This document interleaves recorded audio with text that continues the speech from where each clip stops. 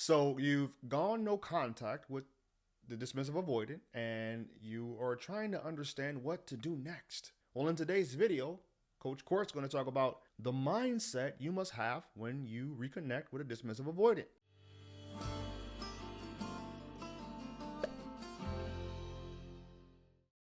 Before I get into the content, if you don't know who I am, my name is Coach Court, and I've been coaching people in relationships for over the past 18 years. And I understand that relationships are very complex. There's a lot of nuances that happen in them. That's why it's important that you don't follow this advice if you know your specific situation doesn't fit this profile. So if you want my help personally, the quickest way to get into contact with me is through my website at www.fruitfulseeds.com.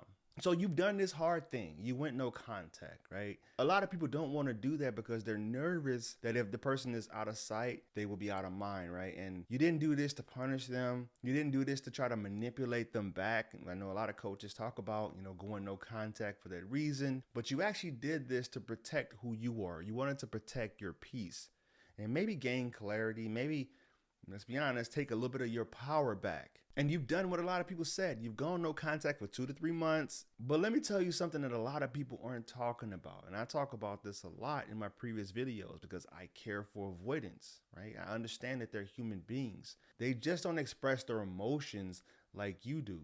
And guess what? No contact doesn't mean that they didn't notice. They noticed. They felt the shift in your energy.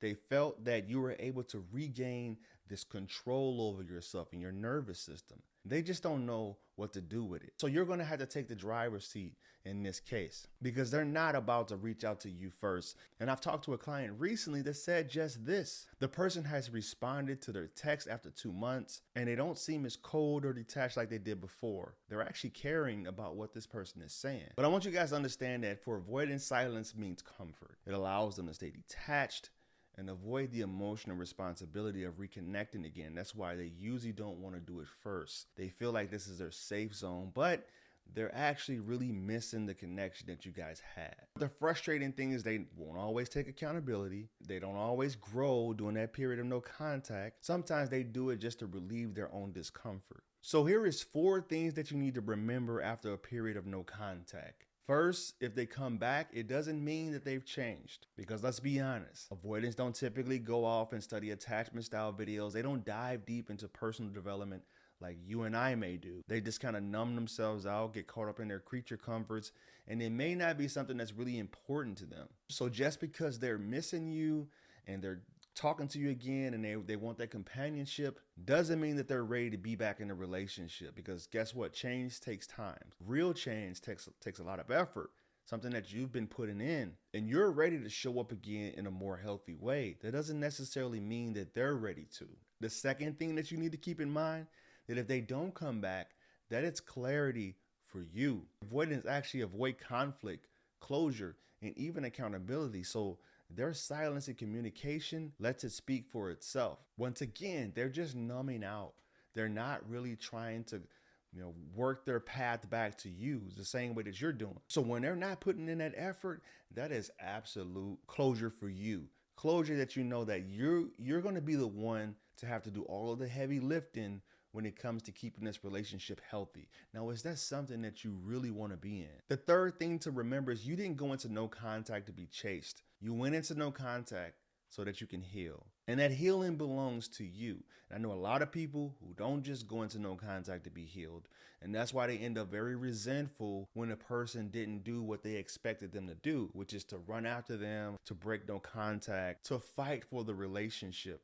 And that leads to a lot of resentment, because I believe that uncommunicated expectations are premeditated resentment. And if you're thinking after 2 or 3 months that you want to invite this person in after you've already cleaned up your house and you created peace for yourself simply because you're lonely, then that means you're inviting chaos back into your house. You're inviting stomach ulcers and sleepless nights and losing weight back into your life.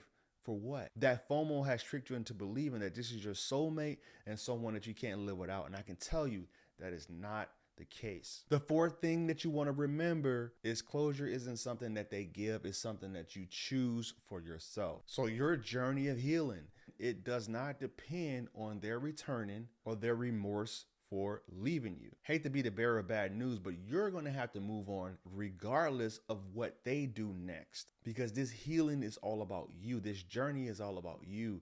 This relationship represents a very small piece of your life. Let's be honest. There's a lot of pieces to your life. There's your career life. There's your personal development. There's your health and wellness. There's your friendship circle.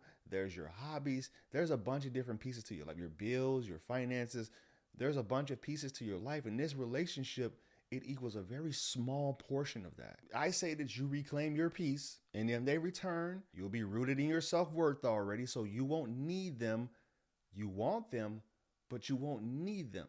Them being in your life is just a bonus to the life that you're already happy with. They just enrich it. They didn't make it. And I know this is very hard for a lot of anxious, preoccupied people to understand. I used to be one. I've been moving through fearful avoidant too. But the last thing that you want to do is to chase after anyone. Because if you do chase, you already know if it's a dismissive avoidant, they're just going to get pushed further away. So if you found this video of any value, please like, comment, and share.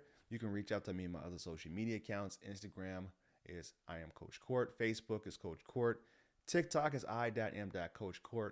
And always remember, when you go be loved, you'll never have to find it. Namaste.